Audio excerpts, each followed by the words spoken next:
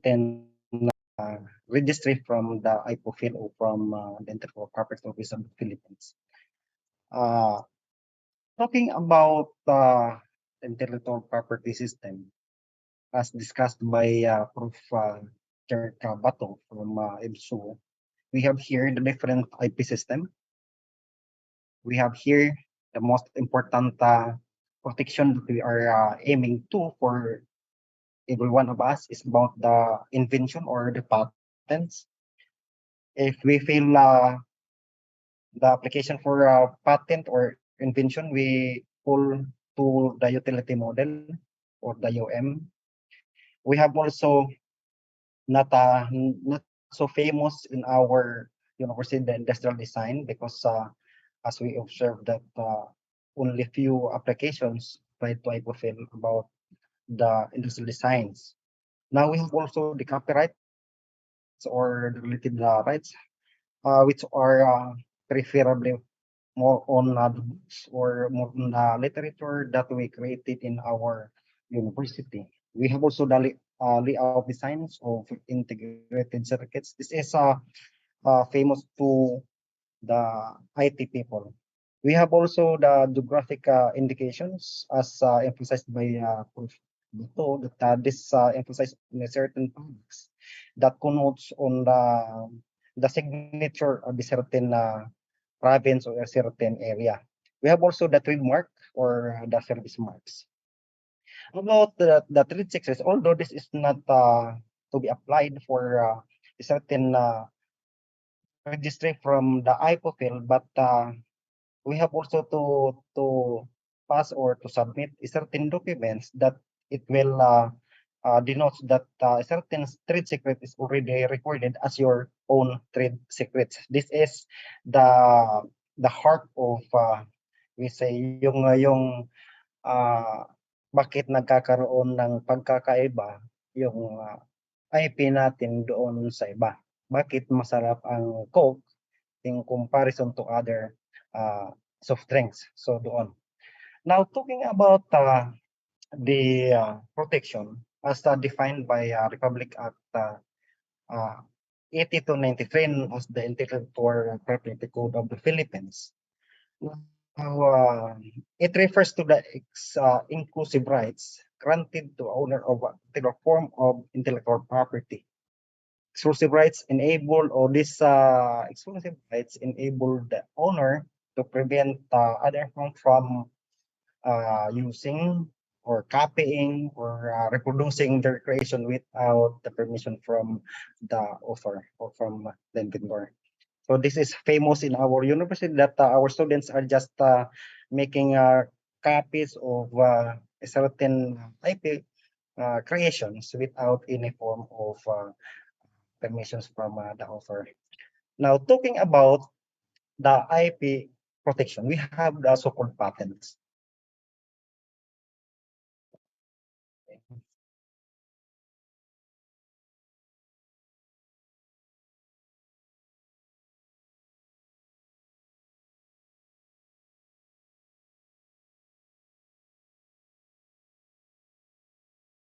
Okay. Ako na, hindi ko nakikita yung screen ko.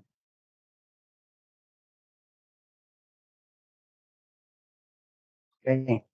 So, talking about patents, a type of intellectual property protection that grant inventors in exclusive rights to prevent others from making or using or selling their invention for a set period of time.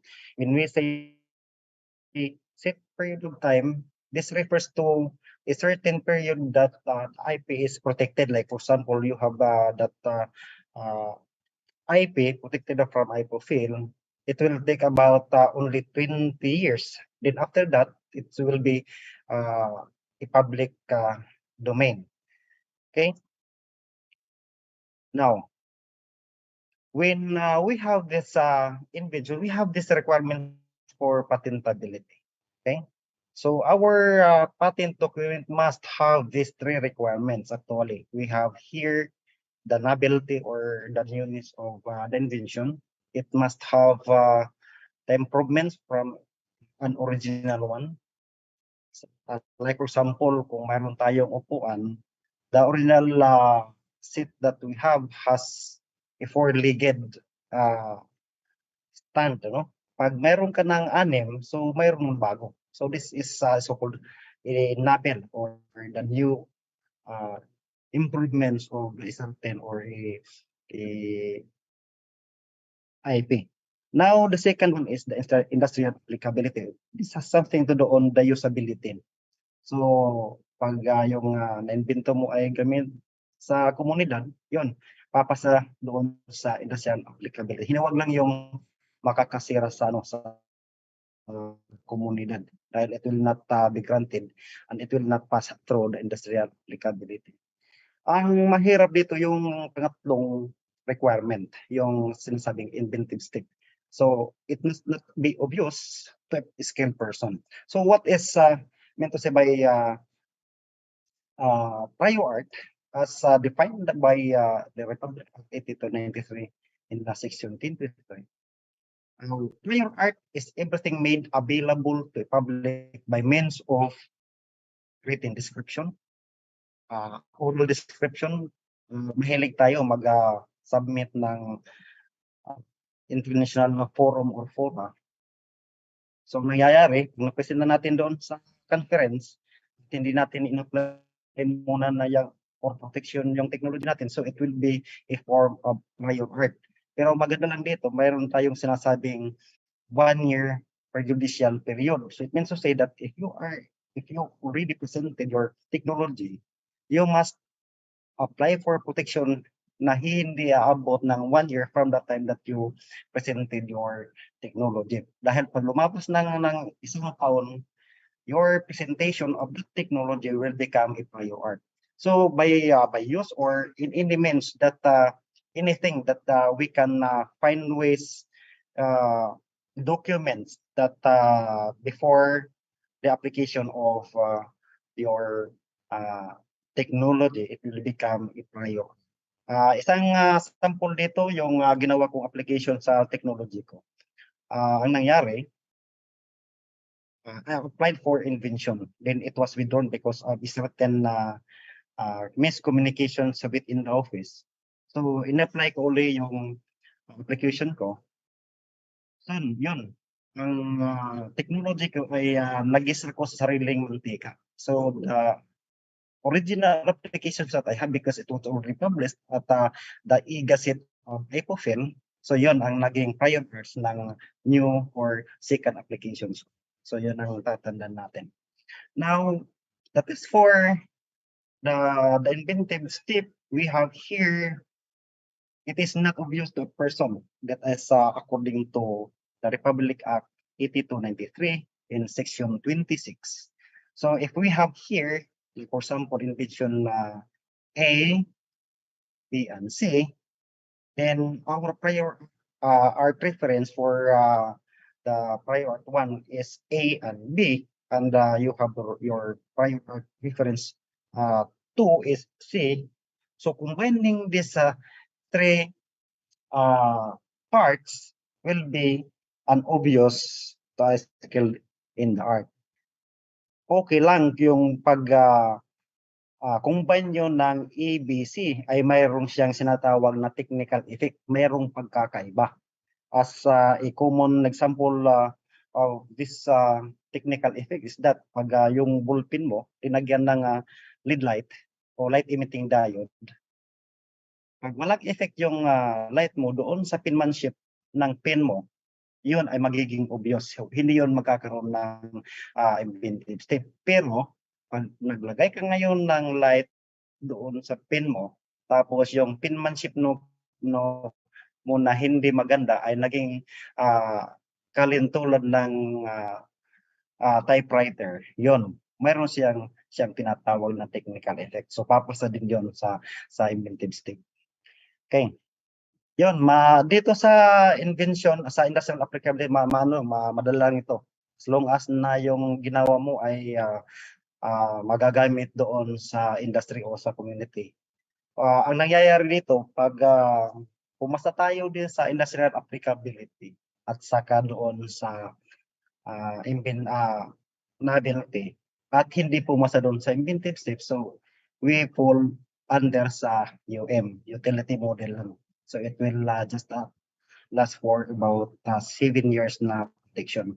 Okay? So ang ano lang dito more challenging lang dahil, yung 7 years is, from the time na nag-apply ka. So pag ah, bigyan ka ngayon ng protection or yung approval ng dokumento na protected within 1.5 years. So meron ka na lamang 5.5 taon na gagamitin yung protection mo sa technology. Okay?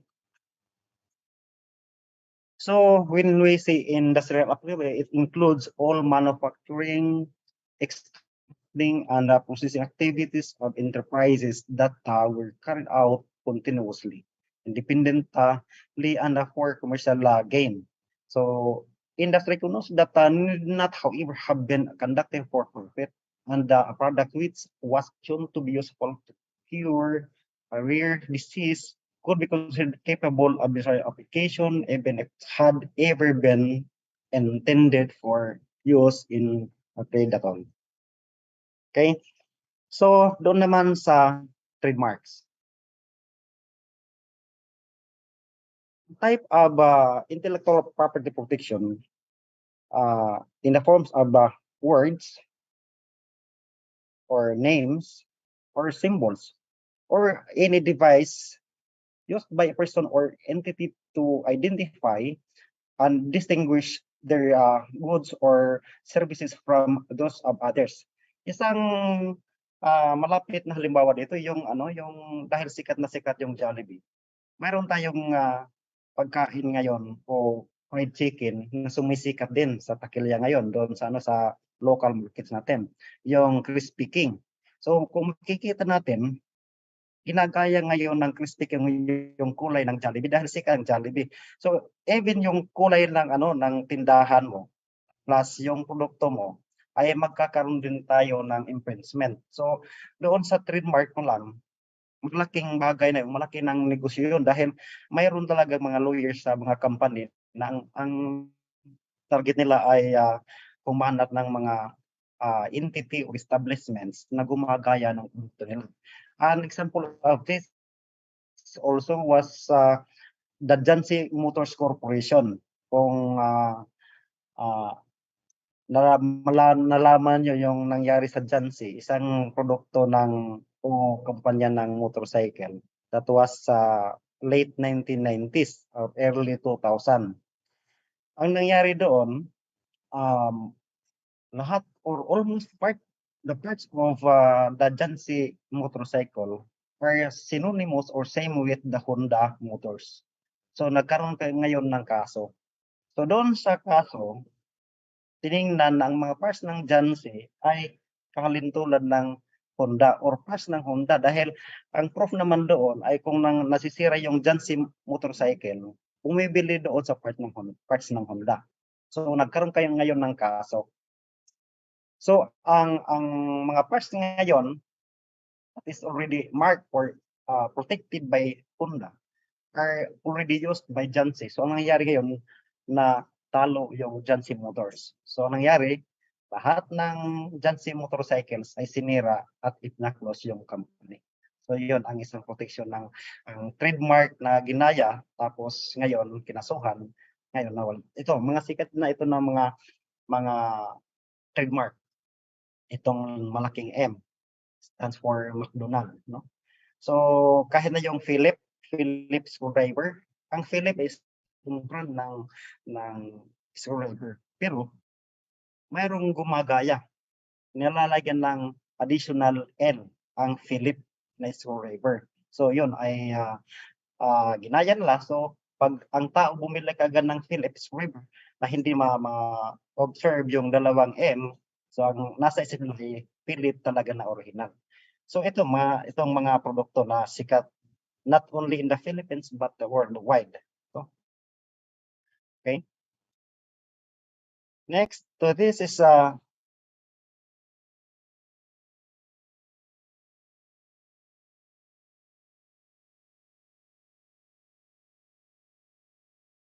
copyrights, it takes creative works such as books, music, art, and software by giving the creator exclusive rights to reproduce, distribute, and display their work for a set period of time. Dito, na klase ng IP protection ay this is a very famous dito sa university dahil kalimitan ng mga products natin dito sa academy yung mga books or literature. So pag inunder natin ng application for protection, by the way, ang pag-apply natin ng protection or copyright protection ng mga books natin ay pwede tayo dumaan sa IPOFIL, but ang nagbibigay ng ano ngayon, yung National Library. So pwede naman tayo dumiretso sa National Library. Dito sa university namin, ang practice namin dito is ina-assist lang namin yung tao na nag-a-apply ng kanilang product or yung kanilang mga books doon sa protection. Dahil wala naman kami nitong budget for the copyright application dahil ang kalimitan sa budget natin dito ay nandito sa mga UM sa mga patents of trademark. So ina-assess namin tapos pag na-approve na ngayon ng IMEC or yung tinatawag na instructional materials evaluations committee ng college o ng campus nila, ina-assess namin na mag-apply doon sa national level for protection. So pag na-copyrighted na yung books or yung literature or yung poem, ay magkakaroon na ngayon ng certain number. Yun, yung pag-protect ng copyright. So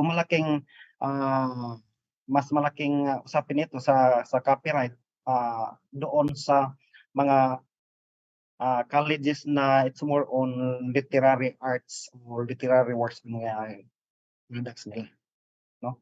But dito sa Isanti, because we are focusing on food innovation, engineering, technology innovations, we are more on the utility model, the patents, and the trademarks. So the protection of the copyrights, copyrighted the materials will last the life of the last author. Like for example, if we have this multiple author, like for example sa isang libro mayroong tatlo, sa last life ng ng last na author, doon magbibilang ng 50 years yung protection. So matagal-tagal din. Now, the other IP protection is the industrial design. It refers to any composition of lines or colors or any three-dimensional form that gives a special appearance to a product of industry or handicraft and can serve as pattern for a product. Isang typical na sample dito yung yung mga logo. So, kung vigilant lang tayo dito sa ating mga certain na or specific university, maraming mga organizations ng mga estudyante ay nagkakaroon sila ng maraming product na ginagaya or inilalagay yung logo ng university and they are earning on that. So dito sa university namin ay mayroon kami ditong parang kaming nagkakaroon na ngayon ng parang nakikita namin or ini-observe namin pag nagkaroon na ngayon ng production of certain products yung estudyante namin at nagkakaroon na sila ng earnings, yun, sinasabihan na namin na pwede kayong makasuhan ng university.